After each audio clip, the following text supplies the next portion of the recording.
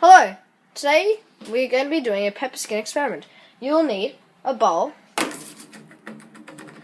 some washing detergent, and pepper. First you'll need to fill the bowl full of water.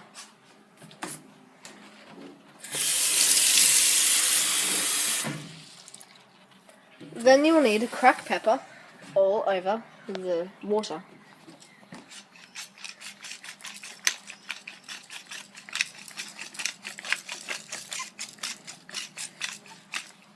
Then, next, you'll need to get your finger out and put washing detergent on it. No. No.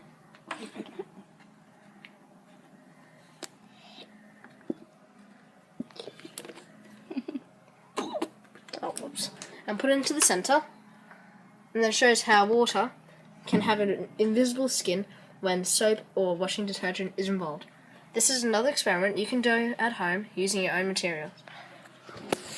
Now today I would like to give a shout out to two helpers which have helped me in the past with lots of experiments, and just thank you for being able to make videos, and see you later.